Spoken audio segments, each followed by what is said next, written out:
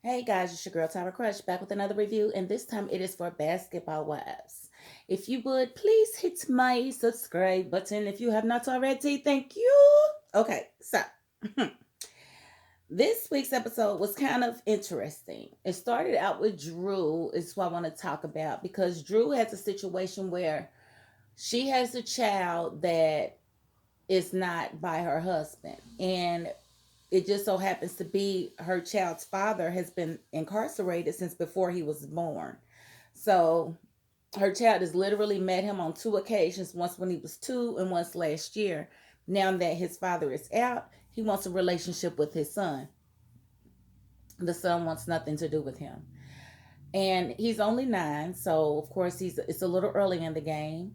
Um, and she's kind of torn because she doesn't want to, traumatize her child, but at the same time, she wants to be fair. And for anybody going through a situation similar to this, let me just say, it may be comfortable for him right now to not know his father or whatever, but I think Ralph kind of hit it on the head when he was like, you kind of need to know your dad to know where you come from. It's like if you know your dad is a raging alcoholic, you might want to take alcohol a little lightly because you might be genetically predisposed to it.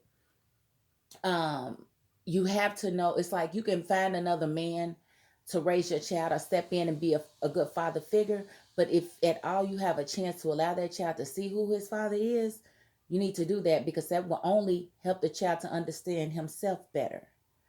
Right now he's not really open to it. I mean, he's got time. Hopefully, time is on their side and he's got some time to change his mind because it's going to be neat for him to actually go around his father, see his cousins and other people that may look like him, may act like him, have some of the same interests as him. So he may not be open to it yet, but it's definitely something that he needs to do. Like Ralph said, you don't want to get it to a point where you don't have a good relationship with your father and then he's gone. And like I said, him being 9, he probably doesn't have a good understanding of, how time works and how nobody is promised tomorrow.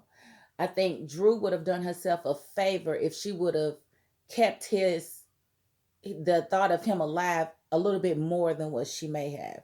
Like, not just take him at 2, make sure that he can call him and speak to him.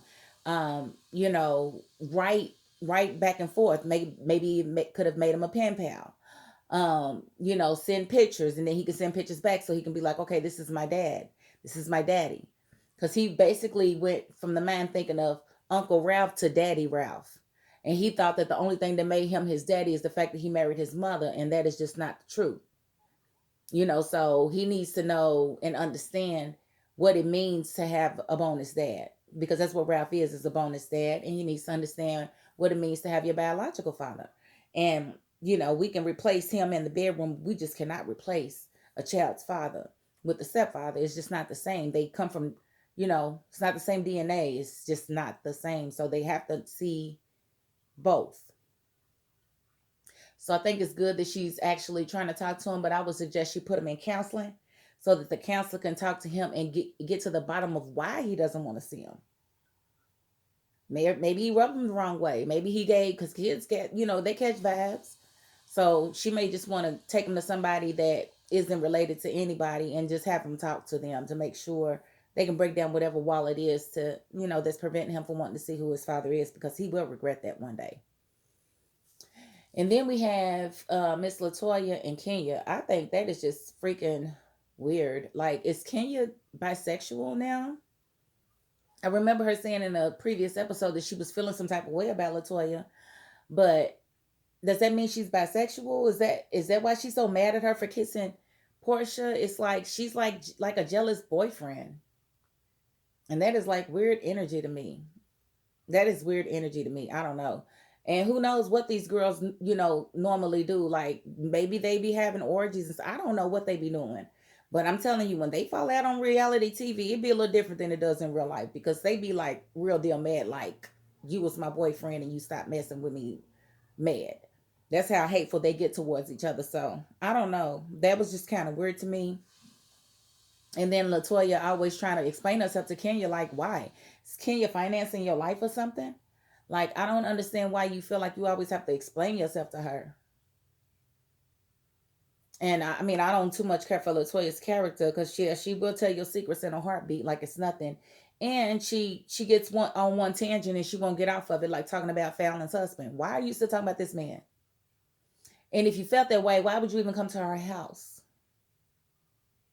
Like I don't get it. Like I don't get being in somebody's face knowing that I don't care for them. That's not the way I was raised, and that's not what I'm gonna do with my time. If I don't care for you, I promise you ain't gotta worry about me being around you when I ain't got to. I'm just not cut like that. You know what I'm saying? At all. So I don't get that. I don't get those people and how they move like that. And so the Halloween party was kind of crap. I think they put more focus on the haunted house part than the actual party part.